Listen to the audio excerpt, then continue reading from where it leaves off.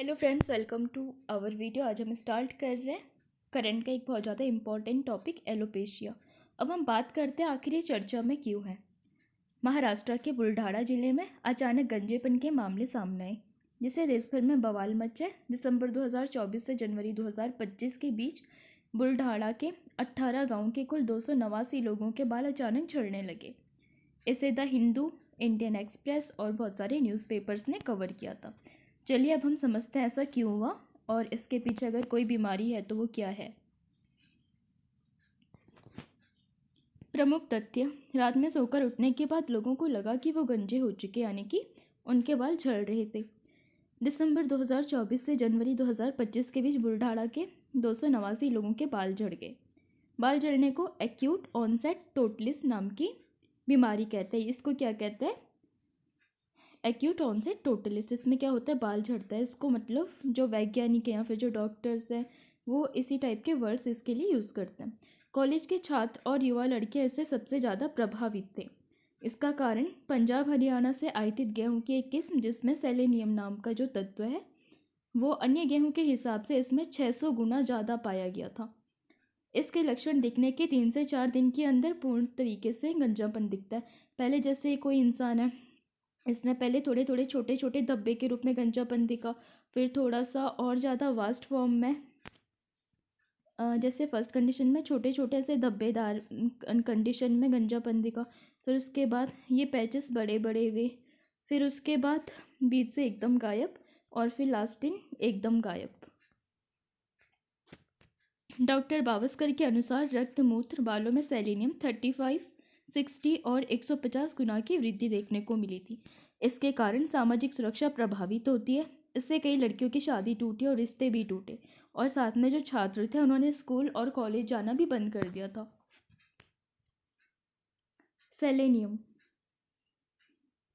ये एक खनिज है जो मिट्टी में पाया जाता है। प्राकृतिक रूप से पानी और कुछ खाद्य पदार्थों में पाया जाता है। सेलेनियम की कम मात्रा मेटाबॉलिज्म में सहायक होती है। मेटाबॉलिज्म यानी कि चयापचय।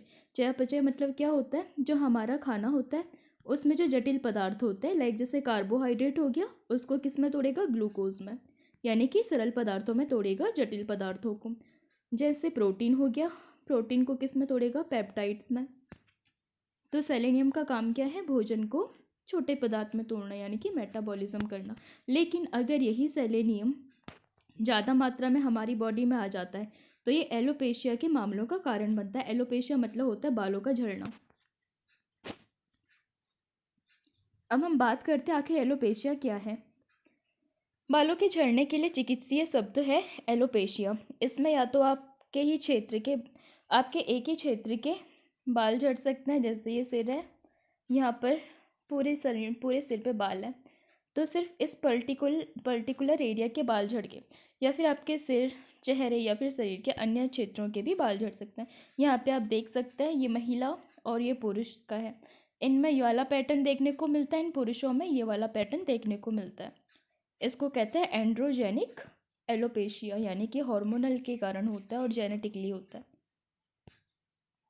इसके प्रकार में आता है टेलोजन गंध, यानी कि ये आपका जैसे बाल है तो इसमें टेलोजन में क्या होता है कि जो बाल है वो इस तरीके से दूर दूर फैलने लगता है, फिर वहाँ पे आपके सर की त्वचा दिखने लगती है।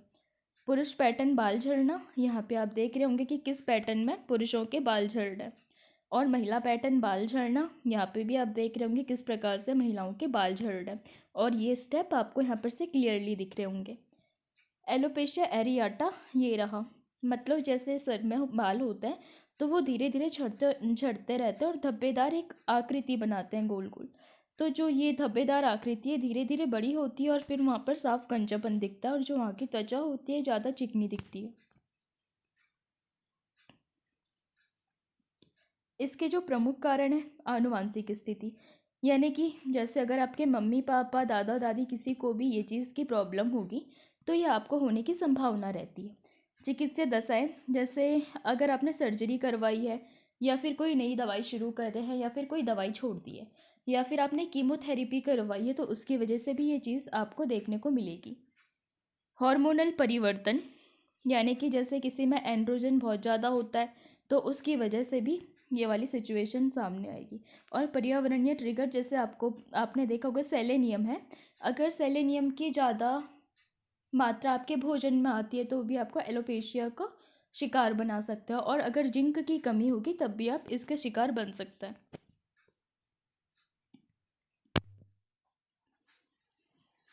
अब इसके कारणों पर बात करते हैं। मनोवैज्ञानिक कारणों में अगर किसी को कोई सदमा लगता है, कोई बहुत ज़्यादा दुखी रहता है, या फिर अगर किसी के जीवन में बड़े बदलाव होते हैं और तनाव होता है तो उस स्थिति में भी एलोपेशिया हो सकता है।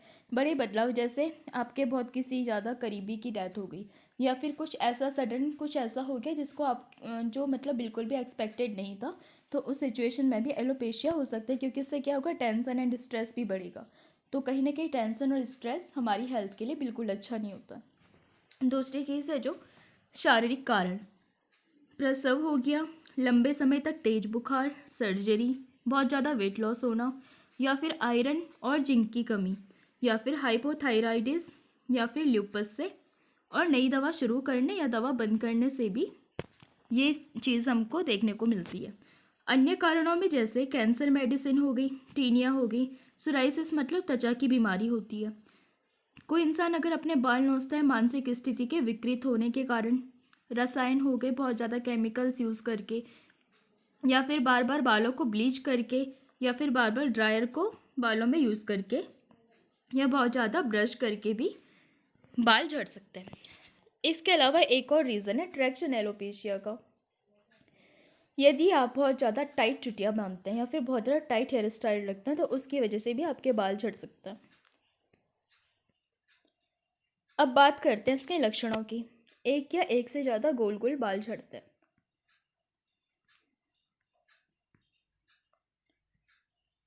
गंजे धब्बे वाले जल्दी बड़े होते हैं।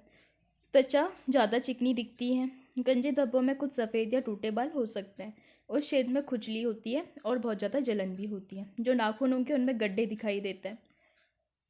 कुछ के बाल वापस उग पाते हैं और कुछ लाइफ टाइम गंजे रहते हैं। जीवन के लिए कोई खतरा नहीं है और दर्द भी नहीं होता, लेकिन ये कहीं ना कहीं सामाजिक असुविधा को बढ़ाता है। कोई इंसान रह रहा है तो उसके आत्मविश्वास में कमी देखने को मिल सकती है, या फिर वो दूसरे के सामने और ख़ुद को प्रेजेंट करने में हिचकिचाएगा, क्योंकि ऑल ओवर पर्सनैलिटी को अगर कोई इंसान देखता है तो अपने बालों को भी बहुत ज़्यादा अहमियत देता है।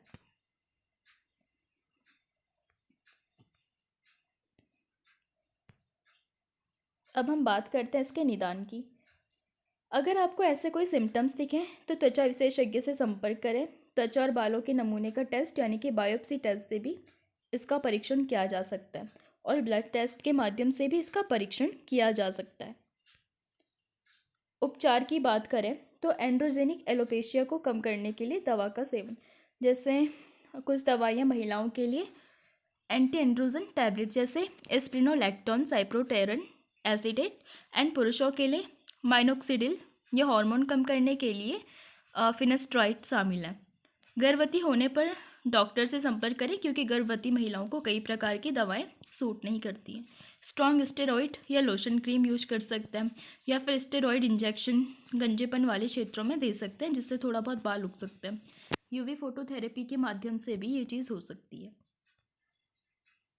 तो चलिए दोस्तों, मुझे लगता है कि आप इस चीज़ को समझ गए होंगे, किस प्रकार से मतलब जो ये एलोपेशिया है ये किस प्रकार से किसी व्यक्ति में असुरक्षा की भावना को जगा सकता है, उसके आत्मविश्वास को कम कर सकता है। आपने ये भी देख दिया होगा कि बुल्ढाड़ा में कई लोगों की शादियां से टूटी, और कई लोग मतलब बच्चे थे जो स्कूल के स्टूडेंट्स थे या फिर कॉलेज स्टूडेंट्स थे, उन्होंने भी मतलब जाने से रोक लिया था। तो आप उनको थोड़ा सा उनके एक अच्छे साथी बन करके उनको मोटिवेट कर सकते हैं, और साथ में उनको भी ये चीज़ अगर समझ आ गई होगी तो डरने की बात नहीं है, इसके इलाज भी हैं। अगर आपको पसंद आए तो लाइक कीजिए, शेयर कीजिए, सब्सक्राइब कीजिए, और जिन लोगों को लगता है कि वो करंट से ऐसा अपडेट रहना चाहते हैं तो फिर टेलीग्राम का लिंक डिस्क्रिप्शन में आप उसे ज्वाइन कर सकते हैं, जहाँ पे आपको क्लासेस अपडेट एंड PDF मिल सकता है। Thanks to watching.